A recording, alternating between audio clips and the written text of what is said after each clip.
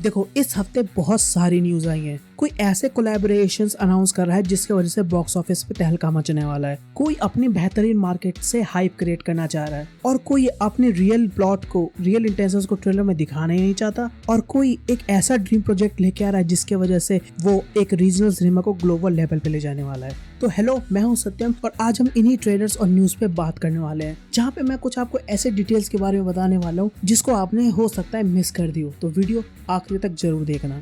सबसे पहले बात करते हैं पुष्पा 2 के आए नए ग्लिम्स की, लेकिन ग्लिम्स तक के पहुंचने का रास्ता भी बहुत ही इंटरेस्टिंग रखा है इसके मेकर्स ने। सबसे पहले तो इसके मेकर्स की तरफ से एक पोस्टर आता है जहाँ पे बताया जाता है कि इस टाइम और इस डेट को कुछ आने वाला है। फिर वेयर इज पुष्पा करके कुछ 30 सेकंड का वीडियो रिलीज किया जाता है जहाँ पे ऑडियंस से सवाल पूछा जाता है वेयर इज पुष्पा। फिर एक और टाइम और डेट दी जाती है कि इस दिन पे कुछ आने वाला है, कुछ बड़ा आने वाला है, और उस टाइम और डेट को 3 मिनट का लंबा वीडियो रिलीज होता है जो कि सिर्फ एक छोटा सा ग्लिम्स है। तुम अगर YouTube पे वेयर इज पुष्पा सर्च करोगे तो वहाँ देखोगे कि कहीं भी टीजर ट्रेलर ऐसे किसी भी वर्ड का यूज नहीं किया गया, यहाँ तक कि ग्लिम्स का भी यूज नहीं करा गया है। और जब तुम वीडियो खोल के देखोगे तो सही में पता चलेगा यहाँ पे कुछ छोटी मोटी डिटेल्स के अलावा स्टोरी और प्लॉट से रिलेटेड कुछ भी नहीं है। ये जो क्यूरियोसिटी इनके मेकर्स ने ऑडियंस के सामने क्रिएट करी वेयर इज पुष्पा करके, वो बहुत ही इंटरेस्टिंग लगा मुझे, क्योंकि पुष्पा का पहला पार्ट जहाँ एंड होता है हमें पता है कि पुष्पा का रूल स्टार्ट होने वाला है। तो ये जो वेयर इज पुष्पा और उन्होंने बताया कि पुष्पा जेल से भागा हुआ है, तो बहुतों के मन में ये कॉन्फ्लिक्टिंग स्टेटमेंट हो जाता है। हमने एंड में देखा था कि पुष्पा तो रूल करने वाला है, अब पुष्पा जेल में कैसे चला गया।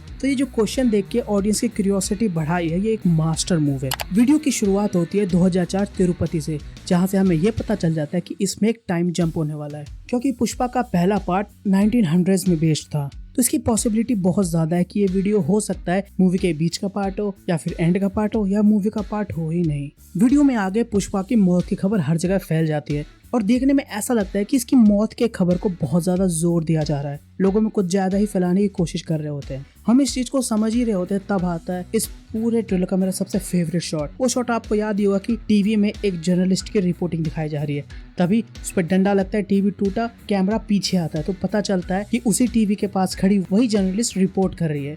फिर हमें ये मालूम चल रहा है कि उस जगह पे सेक्शन 44 लागू हो चुका है, जो कि राइट्स और दंगे की वजह से लगाया जाता है। हमें इस वीडियो में इस बात की भी खबर लग जाती है कि पुष्पा ने अपने रूल के दौरान मलेशिया, चाइना, जापान और भी कई सारे कंट्रीज में अपना इन्फ्लुएंस बढ़ा दिया है और लोगों की नजरों में एक मसीहा के रूप में स्टैब्लिश्ड हो चुका है। ये सब चीजें चली रही होती है कि फिर आता है पुष्पा का 10 सेकंड का शॉट, वो शेर वाला सीन। उसमें आता है इस पूरे ट्रेलर का सबसे बेहतरीन डिटेल, ऐसा डिटेल कि जिसको देखा सबने होगा पर अननोटिस गया होगा। वो है उनका ये लाल वाला नाखून। भले ये चीज बहुत छोटी सी लग रही होगी, लेकिन जब हम पुष्पा की दुनिया को देखते हैं तो बहुत ही इम्पोर्टेंट हो जाता है, क्योंकि अपने पिंकी फिंगर में नाखून रखने का सिग्निफिकेंस बहुत ही ज्यादा बड़ा है। इस नाखून को वही लोग रखते हैं जो कि या तो अपर कास्ट से बिलोंग करे या बहुत ज्यादा पैसे हों उसके पास। ये कई जगहों पे इंटेलिजेंट पीपल से भी एसोसिएट किया जाता है। तो आप समझ ही सकते हो कि सुकुमार इतने छोटी सी डिटेल से क्या कहना चाहते हैं।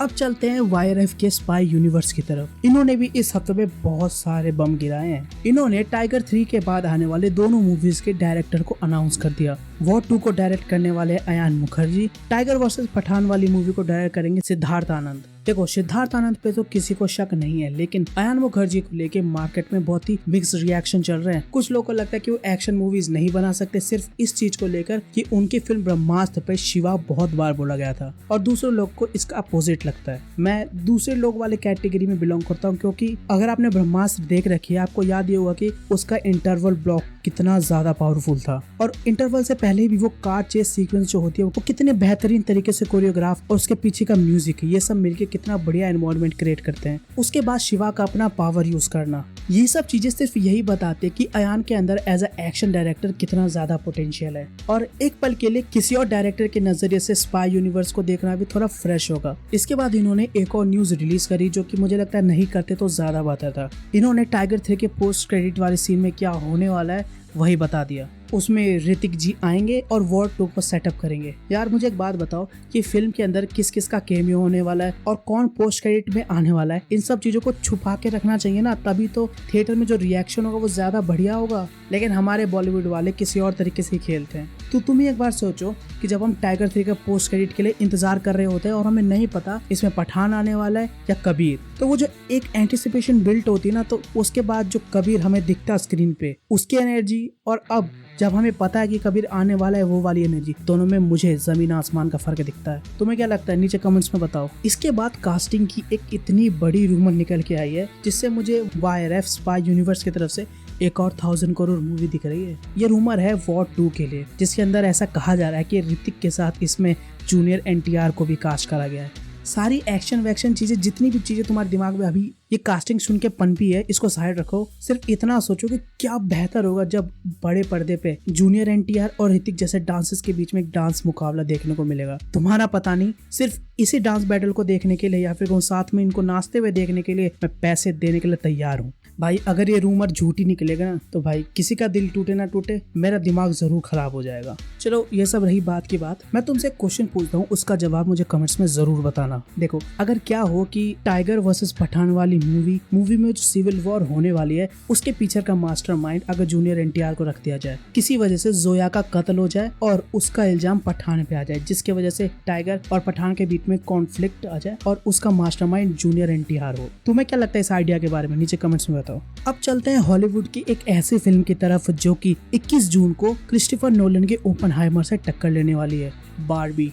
इस फिल्म को लेके मेरी एक थ्योरी भी है जो आगे बताता हूँ वीडियो में। इसके ट्रेलर आने से पहले इसके जितने भी लीक्स वगैरह आए थे, उसको देख के यही लग रहा था कि एक स्वीट सी बारबी वाली मूवी होने वाली है, एक लाइव एक्शन में, जो कि हम पहले इसके कार्टून और एनिमेशन वाली वीडियोस में देख चुके हैं। अब तुम्हारा तो पता नहीं, मेरा तो यही परसेप्शन था। लेकिन जैसे ही इसका पहला टीजर रिलीज हुआ, उसको देख के लगा कि नहीं, मामला कुछ और है। हमें सपने तो सुहाने दिखाए जा रहे हैं, लेकिन यहाँ मामला कुछ गड़बड़ है। इसमें कई सारे ऐसे डिटेल्स और छोटे छोटे पॉइंट्स हैं जिससे ये ट्रूमैन शो की तरह बहुत ज्यादा लगती है। टीजर ट्रेलर की शुरुआत होती है एक एरियल शॉट के साथ, जहाँ पे हमें बारबी लैंड का पूरा स्ट्रक्चर दिखा दिया जाता है, जहाँ पे ये गेस करना मुश्किल नहीं है कि इसका आउटर वर्ल्ड के साथ कोई कनेक्शन नहीं है। फिर आता है इस ट्रेलर का one of the most important shot, जूते उतारने वाला। तुम यहाँ नोटिस करोगे कि जूते उतारने के बाद भी इनके पैर वैसे के वैसे ही हैं। ऐसा क्यों? क्योंकि बारबी डॉल्स के ऐसे पैर होते हैं। अब ये मत पूछना ये मुझे क्यों पता था। इसके बाद हमें देखने को मिलता है इसमें जोजो रैबिट का एक बहुत ही बढ़िया रेफरेंस। तुम्हें जोजो रैबिट का वो वाला सीन तो याद ही होगा जब नाजीज उस छोटे से बच्चे के घर में घुस जाते हैं और हर कोई एक दूसरे को हे लिटला कहा जाता है और करीबन 20 से 15 बार कहता है। कुछ ऐसा ही सीन इस बारबी टीजर में भी है। जब बारबी केन से मिलती है तो हर कोई एक दूसरे को हाय बारबी कहता रहता है,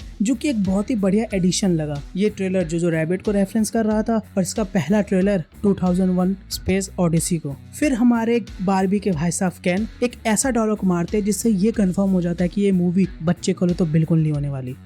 ये डायलॉग हमें फिर ये याद दिला देता है कि ये लोग डॉल हैं, क्योंकि जब केन वो डायलॉग मारता है उस समय पता चल जाता है कि वो श्योर क्यों नहीं है कि गर्लफ्रेंड बॉयफ्रेंड क्या नहीं करते। वो श्योर इसलिए नहीं है क्योंकि डॉल्स के प्राइवेट पार्ट्स नहीं होते। अब थ्योरी की तरफ चलते हैं। सूत्रों से मुझे ये पता चला है कि इसमें मार्गो रॉबी को इस बारबी वर्ल्ड से बाहर निकाल दिया जाएगा, उसको रियल वर्ल्ड में भेज दिया जाएगा, जहाँ पे वो और इसका बॉयफ्रेंड केन रियल वर्ल्ड में सरवाइव करने की कोशिश करेंगे। पर यहाँ पे एक बहुत बड़ा क्वेश्चन आता है कि क्यों? मेरे हिसाब से इसका जवाब है क्योंकि मार्गो वाली बारबी को वो रियल इंसान है इसका पता चल जाता है। मैंने स्टार्टिंग में कहा था कि इस ट्रेलर का बहुत ही इंपॉर्टेंट शॉट है वो पैरो वाला सीन। ट्रेलर में जब आगे जाओगे तब देखा जाता है कि मार्गो रॉबी, या उसका चेहरा तो नहीं दिखाया पर वो मोस्ट प्रोबेबली मार्गो रॉबी की बारबी होने वाली है कि वो दोनों पैर पे नॉर्मल तरीके से खड़ी हो गई है। दूसरा कैरेक्टर बिल्कुल ही शॉक के साथ उसको देख रहा है। ये सिंपल रियलाइजेशन बारबी को बारबी लैंड से बाहर निकलने के लिए काफी होता है। इसमें एक और डिटेल निकल के आती है, इस पूरे टीजर में कहीं भी बच्चों और बूढ़ों का यूज नहीं किया गया। पहले में किया था लेकिन यहाँ पे नहीं।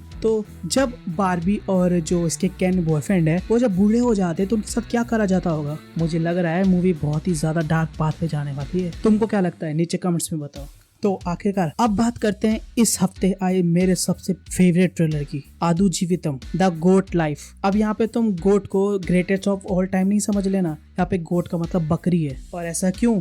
जब इसका ट्रेलर देखोगे समझ जाओगे। आदू जीवितम का ये जो ट्रेलर है ये असल में आम आदमी के लिए बनाया ही नहीं गया था। ये बनाया गया था फिल्म फेस्टिवल्स के लिए। अब वहाँ से लीक हो गया तो इन्होंने सोचा चलो जनता को दिखाई देते हैं। इस ट्रेलर का सबसे स्ट्राइकिंग पार्ट जो मुझे लगा वो थी इसकी सिनेमेटोग्राफी और दूसरा पृथ्वीराज का ट्रांसफॉर्मेशन। तुम मानोगे इस रोल को निभाने के लिए उन्होंने 24 किलो से ज्यादा वजन घटाया अपना। अगर सही बता रहा हूँ, इसमें मुझे पृथ्वीराज का यंगर वर्जन नहीं दिखाया जाता तो सही बता रहा हूँ, उस दाढ़ी में, उस गेटअप में मैं उनको पहचान भी नहीं पाता। और यही बात बाकी सारे कैरेक्टर्स पे भी लागू हो जाती है। सूत्रों से पता चलता है कि ये पृथ्वीराज का ड्रीम प्रोजेक्ट है जिसकी अनाउंसमेंट करीबन 10 साल पहले हो चुकी थी और इसी फिल्म के चक्कर में वो जॉर्डन के एक रेगिस्तान में लॉकडाउन में फंस भी गए थे। वहाँ पे वो शूटिंग करने गए और लॉकडाउन ही लग गया तो करीबन 3 से 4 महीने उन्हें उसी रेगिस्तान में बिताना पड़ा। इस ट्रेलर की बात करें तो ये ट्रेलर मॉडर्न स्लेवरी को एक्सप्लोर करने वाली है। इस स्कैम में उन लोगों को फंसाया जाता है जिनको पैसे और नौकरी की सख्त जरूरत होती है। उनको सुहाने सपने दिखाए जाते हैं कि आप जब दुबई में जाओगे आपको बढ़िया सी नौकरी मिलेगी, बढ़िया सा घर मिलेगा,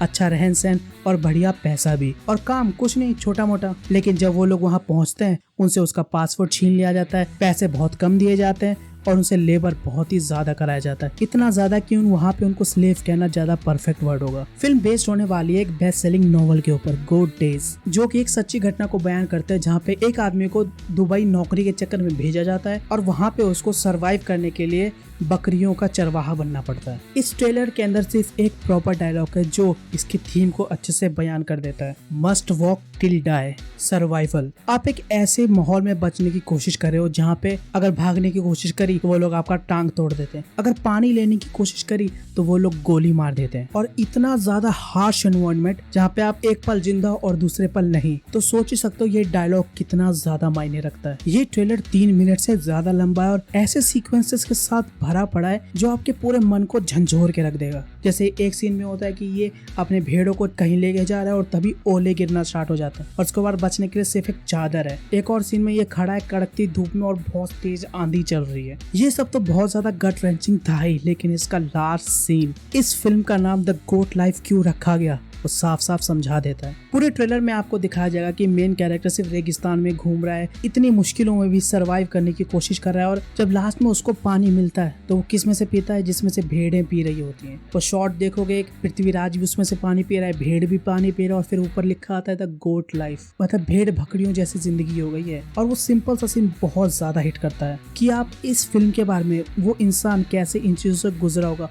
इसी के बारे में सोचते रह जाते हैं। इस ट्रेलर को देखने के बाद मैं इसके लिए एक्साइटेड और डिप्रेस्ड दोनों एक ही साथ हो गया था। लेकिन यहाँ सिनेमा को सेलिब्रेट करने की बात करी जा रही है और इस फिल्म को लेके पृथ्वीराज का स्टेटमेंट था कि वो इस फिल्म के साथ मलयालम इंडस्ट्री को ग्लोबल लेवल पे लेके जाना चाहते हैं। इस फिल्म के फाइनल प्रोडक्ट को देखने के लिए तो मैं बहुत ज्यादा एक्साइटेड हूँ। तुम्हारे क्या थॉट है इसको लेके नीचे कमेंट्स में बताओ। अगर तुम्हें ये बहुत लंबी वीडियो पसंद आ गई हो तो इसको लाइक करो, अपने दोस्तों के साथ शेयर कर देना, और अगर इस वीडियो से तुम्हें कोई वैल्यू प्रोवाइड होती है तो चैनल को सब्सक्राइब जरूर करके जाना।